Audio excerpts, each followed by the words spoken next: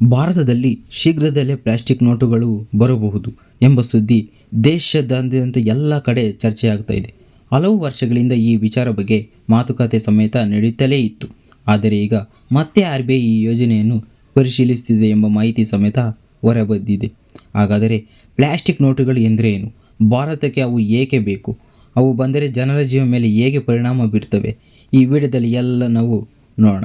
ಸ್ನೇಹಿತರೆ, ಮೊದಲನೇದಾಗಿ ಪ್ಲಾಸ್ಟಿಕ್ ನೋಟುಗಳೆಂದರೆ ಏನು ಎಂಬುದನ್ನು ನಾವು ತಿಳ್ಕೊಬೇಕು.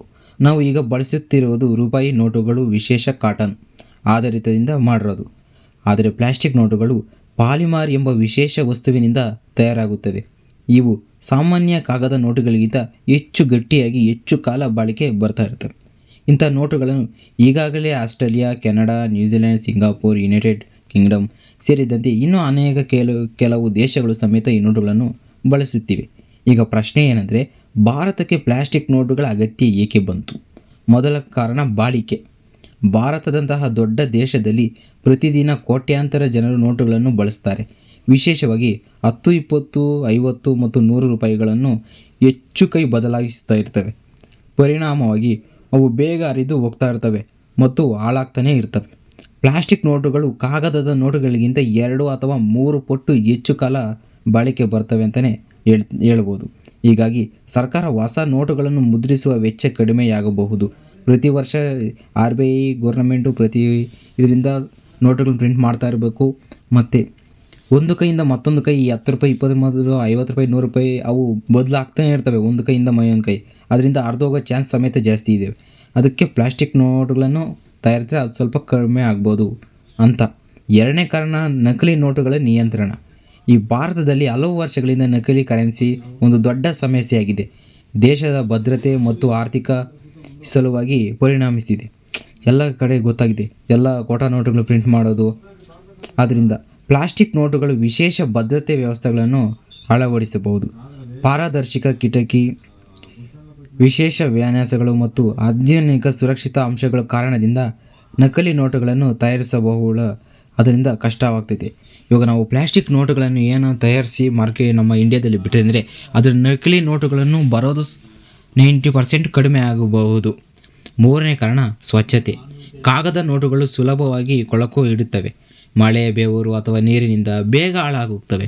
ಆದರೆ ಪ್ಲಾಸ್ಟಿಕ್ ನೋಟುಗಳು ನೀರನ್ನು ಹೆಚ್ಚು ಹೀರಿಕೊಳ್ಳುವುದಿಲ್ಲ. ಹೀಗಾಗಿ ಅವು ಹೆಚ್ಚು ಸ್ವಚ್ಛವಾಗಿರುತ್ತವೆ ಮತ್ತು ದೀರ್ಘಕಾಲ ಬಳಸಬಹುದು, ಅನುಕೂಲವಾಗಿರುತ್ತದೆ. ಈಗ ಪ್ಲಾಸ್ಟಿಕ್ ನೋಟುಗಳು ಬಂದರೆ ಜನರಿಗೆ ಏನು ಲಾಭ ಎಂಬುದನ್ನು ನೋಡೋಣ. ಮೊದಲನೇ ಲಾಭ, ಹೆಚ್ಚು ಬಾಳಿಕೆ ಬರ್ತೈತೆ. ಜನರು ಹರಿದು ಹೋದ ಈ ನೋಟುಗಳ ಸಮಸ್ಯೆಯನ್ನು ಕಡಿಮೆ ಎದುರಿಸಬೇಕಾಗ್ತದೆ. ಆ ಮಾತಕ್ಕೆ ಮುಂಚೆ ಹೋದರೆ ಬ್ಯಾಂಕ್ ಹತ್ರಕ್ಕೆ ಎತ್ಕೊಂಡು ಹೋಗಬೇಕು. ಅದೆಲ್ಲ ರೂಲ್ಸು ರೆಗ್ಯುಲೇಷನ್ಸ್ ಎಲ್ಲ ಏನಿಲ್ಲ. ಆದರೆ ಅದಕ್ಕೂ ಬ್ಯಾಂಕ್ ಹತ್ರಕ್ಕೆ ಎತ್ಕೊಂಡು ಹೋಗ್ಬೇಕು.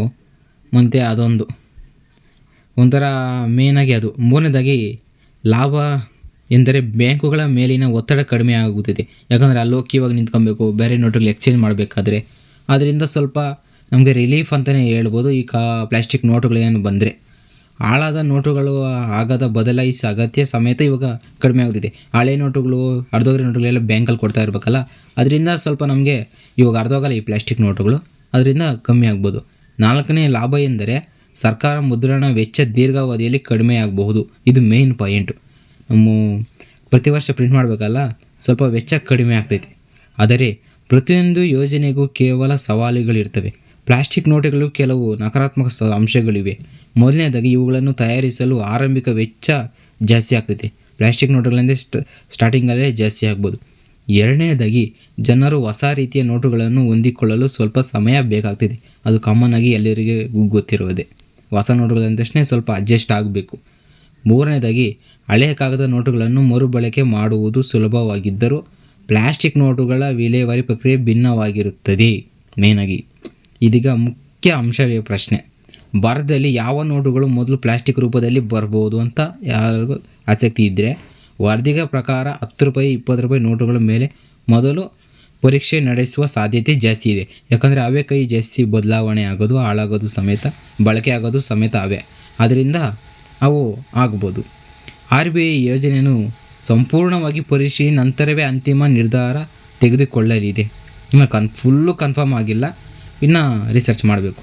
ಹಾಗಾದರೆ ಭಾರತ ಭವಿಷ್ಯದಲ್ಲಿ ಎಲ್ಲ ನೋಟುಗಳನ್ನು ಪ್ಲಾಸ್ಟಿಕ್ ಆಗಿ ಬಿಡುತ್ತೆಯೇ ಅದಿನ್ನೂ ಈ ಪ್ರಶ್ನೆಗೆ ಇನ್ನೂ ಉತ್ತರ ಇಲ್ಲ. ಆದರೆ ಜಾಗತಿಕ ಅನೇಕ ದೇಶಗಳು ಪ್ಲಾಸ್ಟಿಕ್ ಕರೆನ್ಸಿಯನ್ನು ಸಾಗುವುದಕ್ಕಾಗಿ ಭಾರತವು ಈ ದಿಕ್ಕಿನಲ್ಲಿ ಒಂದು ಹೆಜ್ಜೆ ಇಡುವ ಸಾಧ್ಯತೆ ಸಮೇತ ಇದೆ. ಒಟ್ಟಿನಲ್ಲಿ ನೋಡೋದಾದರೆ ಪ್ಲಾಸ್ಟಿಕ್ ನೋಟುಗಳು ಭಾರತಕ್ಕೆ ಹೊಸ ಬದಲಾವಣೆ ತರಬಹುದು. ನಕಲಿ ನೋಟುಗಳ ನಿಯಂತ್ರಣ, ಹೆಚ್ಚು ಬಾಳಿಕೆ ಮತ್ತು ಕಡಿಮೆ ನಿರ್ವಹಣೆ ವೆಚ್ಚದಂತೆ ಹಲವು ಲಾಭಗಳನ್ನು ಸಮೇತ ನೀಡಬಹುದು. ಸ್ನೇಹಿತರೆ, ಇದ್ರ ಪ್ಲಾಸ್ಟಿಕ್ ನೋಟುಗಳೇನು ಬಂದರೆ ಮೇಯ್ನಾಗಿ ಹರಿದೋಗಲ್ಲ ಮತ್ತು ಬ್ಯಾಂಕ್ ಹೋಗೋ ಸಮಸ್ಯೆ ಇಲ್ಲ. ಮತ್ತು ಕೋಟಾ ನೋಟುಗಳು ಮೇಯ್ನಾಗಿ ಅವು ಪ್ರಿಂಟ್ ಮಾಡೋಕ್ಕೂ ಸ್ವಲ್ಪ ಚಾನ್ಸ್ ಕಡಿಮೆ ಇದೆ. ಅದರಿಂದ ಮೊದಲೇ ಇದು ಎಲ್ಲ ಇತ್ತು, ಮಾತುಕತೆ ಆಗಿತ್ತು. ಆದರೆ ಇವಾಗ RBI ಮತ್ತೆ ಅದರಿಂದ ಎಚ್ಚರಿಸಿದೆ. ಇನ್ನು ಅಫಿಷಿಯಲಾಗಿ ಇದು ಯಾವಾಗ ಪ್ರಿಂಟ್ ಆಗುತ್ತೋ ಇನ್ನೂ ಏನೂ ಗೊತ್ತಿಲ್ಲ. ಇನ್ನು ನಾವು ಕಾದು ನೋಡಬೇಕಾಗುತ್ತೈತೆ. ಪ್ಲಾಸ್ಟಿಕ್ ನೋಟುಗಳಿಂದ ಯಾವಾಗ ಬರ್ತೈತೋ ಇನ್ನು ಎಲ್ಲ ಕನ್ಫರ್ಮ್ ಆಗಿ ಆಮೇಲೆಲ್ಲ ಪ್ರಿಂಟೌಟು. ಮೊದಲು ಈ 10 ರೂಪಾಯಿ, 20 ರೂಪಾಯಿ, 50 ರೂಪಾಯಿ ಇವು ಫಸ್ಟು ಪ್ರಿಂಟ್ ಆಗ್ತವೆ. ಅದಾದಮೇಲೆ ದೊಡ್ಡ ದೊಡ್ಡ ನೋಟುಗಳು ಬರ್ಬೋದು. ಇನ್ನು ಒಂದಷ್ಟು ಜನ ಅಡ್ಜಸ್ಟ್ ಆಗೋ ಗಂಟೆ ನಮಗೂ ಸ್ವಲ್ಪ ಇದಾಗುತ್ತೆ. ಆಮೇಲೆ ಅಡ್ಜಸ್ಟ್ ಆದಮೇಲೆ ಸರೋಗುತ್ತಿದ್ದೀವಿ. ಬೇರೆ ದೇಶಗಳೆಲ್ಲ ಯೂಸ್ ಮಾಡ್ತಾರಲ್ಲ, ಆಗ ಸರೋಗೈತಿ. ಸ್ನೇಹಿತರೆ, ಈ ವಿಡಿಯೋ ಇಷ್ಟ ಆದರೆ ಒಂದು ಲೈಕ್ ಕೊಡಿ. ಮತ್ತು ನಮ್ಮ ಚಾನಲ್ನಾದರೂ ನೀವು ಯಾರಾದರೂ ಹೊಸಬ್ ನೋಡ್ತಾ ಇದ್ದರೆ ತಕ್ಷಣ ಸಬ್ಸ್ಕ್ರೈಬ್ ಮಾಡ್ಕೊಳ್ಳಿ ಫ್ರೆಂಡ್ಸ್. Thank you.